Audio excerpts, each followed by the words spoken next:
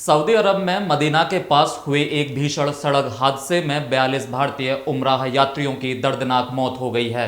यह यात्री बस तेलंगाना के हैदराबाद सहित विभिन्न हिस्सों से आए भारतीयों को लेकर मक्का से मदीना की ओर जा रही थी। तभी एक टैंकर से टकराकर बस में जबरदस्त आग लग गई। हादसा रात 11 बजे स्थानीय समय के अनुसार हुआ, जिसमें महिलाओं और बच्चों समेत लगभग सभी यात्रियों की मौत हो गई। केवल एक आदमी के बचने की उम्मीद है।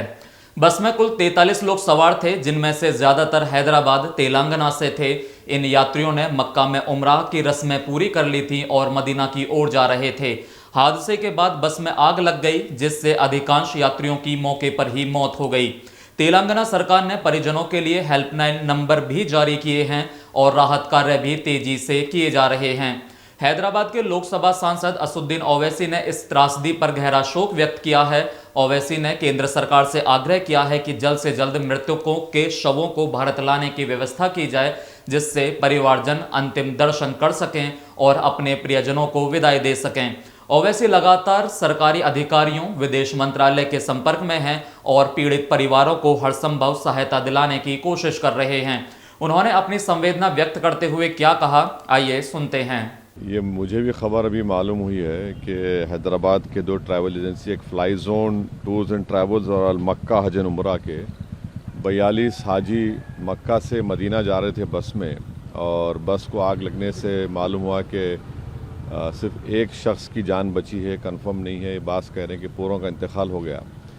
तो मैंने इंडियन एम्बेसी रियाद में जो DCM है अबू मैथन जॉर्ज साहब से मेरी बात हुई और उन्होंने मुझसे कहा कि कौंसल जनरल जिद्दा भी और वो ख़ुद इस पर मालूमात हासिल कर रहे हैं और जो भी ज़रूरी कार्रवाई करना है वो करेंगे।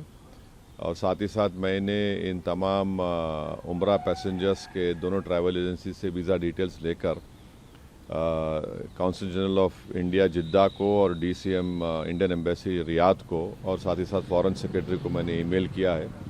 मेरी भारत सरकार से और ख़ास तौर से एक्सटर्नल अफेयर्स मिनिस्टर से जयशंकर साहब से ये रिक्वेस्ट है कि वो इमीडिएटली इस पर देखें और अगर जिन लोगों की डेथ हुई है उनके परिवार ये चाह रहा है कि उनकी डेड बॉडीज़ जल्द से जल्द इंडिया को लाई जाए, और अगर कोई उसमें ज़ख्मी है तो उनको अच्छी से अच्छी वहाँ पर उनको इलाज हो सके।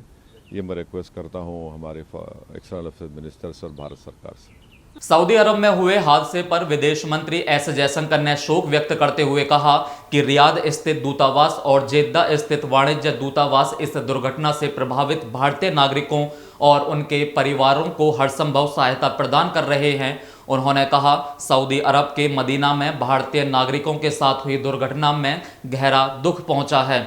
रियाद स्थित हमारा दूतावास और जेद्दा स्थित वाणिज्य दूतावास इस दुर्घटना से प्रभावित भारतीय नागरिकों और उनके परिवारों को हर संभव सहायता प्रदान कर रहे हैं।